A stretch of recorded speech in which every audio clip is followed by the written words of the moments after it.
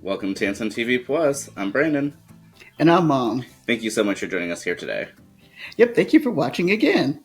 Yes, we always love doing this. And Mom, how's your day going thus far? Brandon, my day is going fine. How has your day been going? All is well here. I'm excited for us to get into another episode. Yes, we're talking about S.H.I.E.L.D. again, and specifically, we're on episode 9.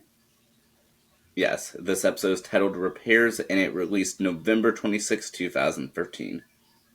All right, Brandon, do you want me to give a little overview? Go right ahead. All right, we are introduced to a character named Hannah, and Hannah is accused of being part of an accident that killed 4 people. Apparently, a destruction occurs when she's around others.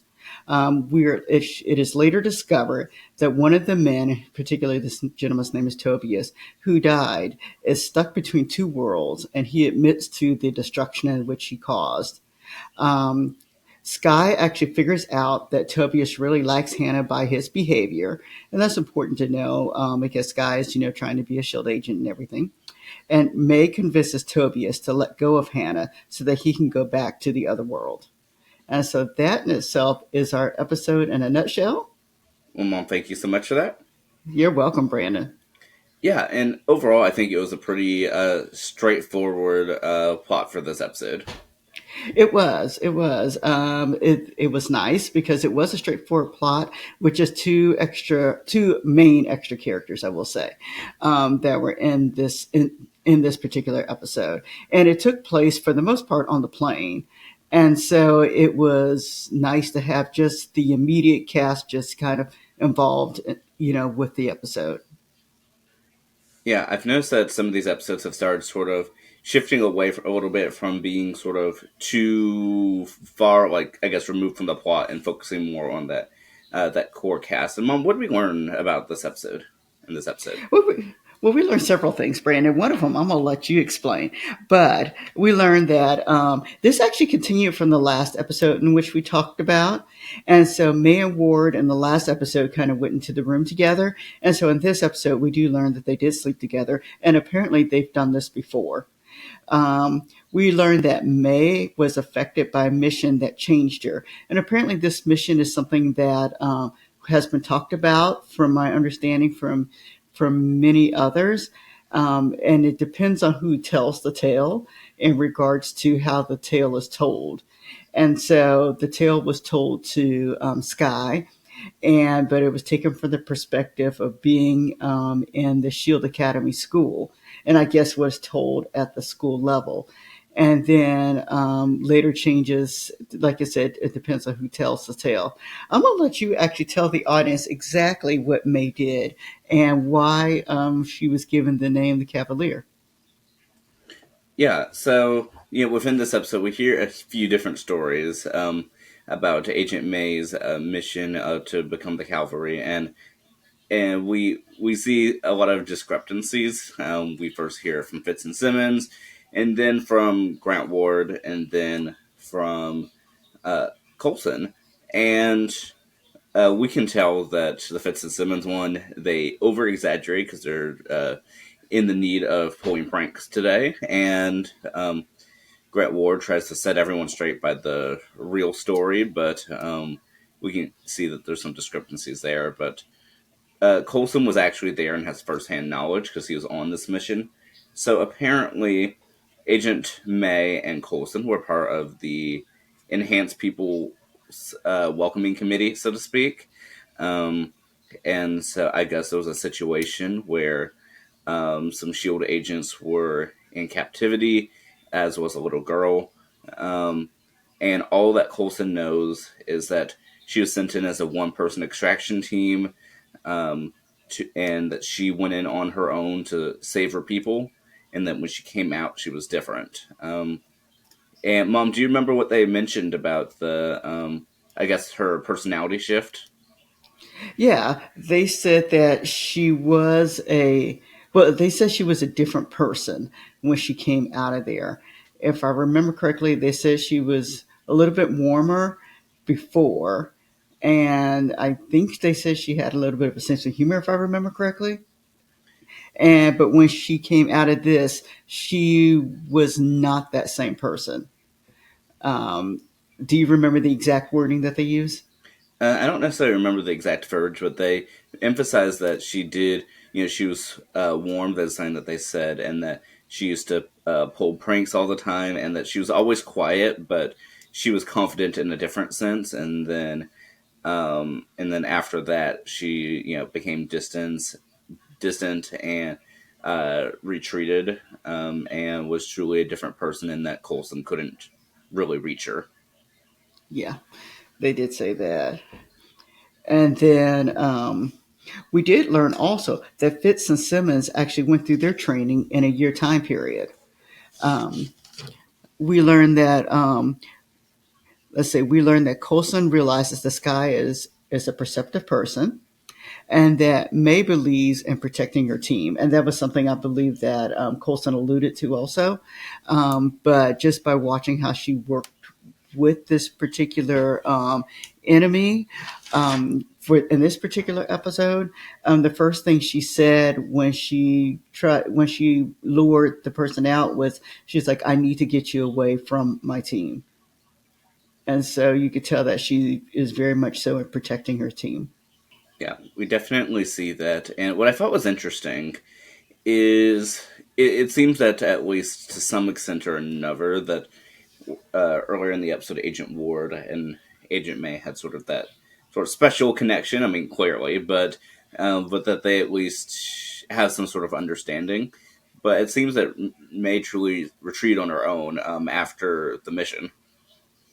Yeah, it did. It did because after the particular mission that occurred, um, of course she's flying the plane, of course, but all everyone else is together playing a game, and May is separate from everyone. And so you could tell that May is someone who likes solitude, and I think she enjoys the solitude. But yet they had her part of a prank per se at the end. She was by herself when it ended, but it kind of shows that she does have a little bit of a sense of humor. It's not going to be as overt as the others. Yeah, and I think it does show a little bit too um, that she's recovering. I suppose from her time, that traumatic incident in Bahrain, and um, and even though they don't really go into it, I kind of see a little bit of a connection between Agent May's story in this episode and Grant Ward's story in last week's episode. Yeah, both very distant. Both of them are pained by whatever happened to them, and it changed them tremendously. Yeah, and I'd say that for both of them, they never directly per se answer the question as to what exactly happened. But whereas for Ward's story, Agent Ward, we saw at least the flashbacks. Whereas this one, this is all secondhand accounts as to what happened. We never hear directly from May. Yeah, very true. We don't. And so overall, I mean, what do you was that what do you really was that take out of this heading into the next episode? I know you mentioned, like I said, what you learned, but do you have any expectations going into episode 10?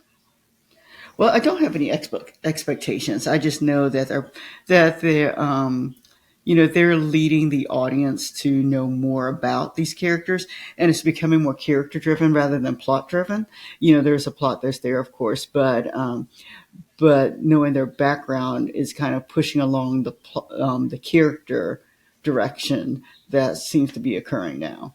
And so it'll be interesting to see later whether or not they continue with the character direction or whether or not they take a kind of a pivot and kind of bring back the plot. Of course, they'll have plot in there, of course, but whether or not they're going to take it down the path of which way will lead, the extra plot or the characters in themselves. Yeah, I definitely was that know what you're saying with that. And I mean, and over the course of these 9 episodes thus far, have you seen sort of a shift at all in terms of storytelling? Actually, yes, you can see the shift. You can see that that the writers want certain characters to be developed in each of the episodes. I'm kind of wondering about Sky now, because we made a point of having a couple episodes where we emphasize her past. And so now I'm kind of wondering if they're going to get ready to ramp up and talk about her a little bit in regards to her parents, and or at least finding out more so about what was redacted in her file, since it has been a couple episodes since we've done that. And overall, do you like have any predictions for the next episode titled "The Bridge"? Well, bridge sounds like things are crossing over. No, I don't. I don't have any expectations right now. Okay, and then we'll note that this episode, episode 9, after this they take a 1 week break, like when it was airing, and then it returned back for the 10th episode, which after that took a month break to end out 2013. All right, and I did see that it said cliffhanger on there when we looked at the episode title. So I'll be interested to see how they plan to bring this together for a cliffhanger. Do you have any sort of predictions before we head into that 10th episode? I have a feeling that one of the creatures that we've met before will be coming back. It was called the centipede. There in the description, centipede was listed, so I have a feeling that we might revisit that again. All right. I mean, like I said, anything can happen. Do you remember when we previously discussed Centipede? I think we did for the first one, and I cannot remember for the second one, but I do remember that it's come up a couple times.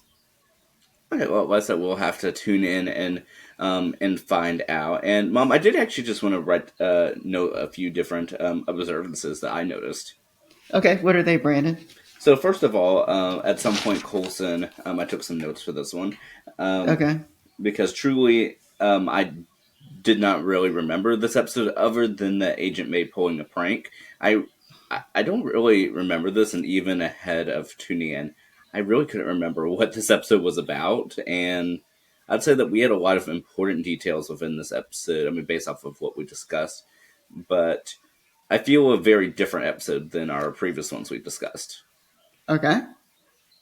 All right, what do you want to say? Yeah, well, one of the things was that when Agent Coulson put out his beacon, he said that the ship, that the plane titled the bus, he said that it's code Shield 616, and so 616 is actually the I know the name of the main, I guess, world in the Marvel comics. So a little nod to the comics.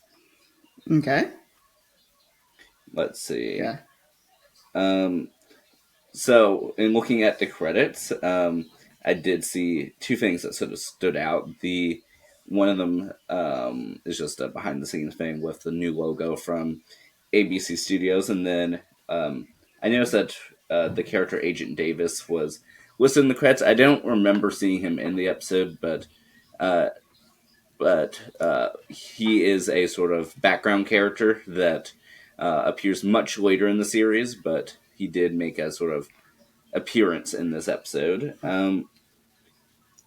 And what else did I want to mention? Yeah, I mean, those were just some of the things that I wanted like I said, to point out there that I noticed, and I kind of like that this episode did a different direction. okay, yeah. I liked it too. It was easy to watch, and we were able to watch it in one sitting, and I didn't fall asleep. So I think that's wonderful. Yes. And so we thank everybody for watching today. Yes, we definitely do. All right, and we will see you next time. Have a great day. Bye bye.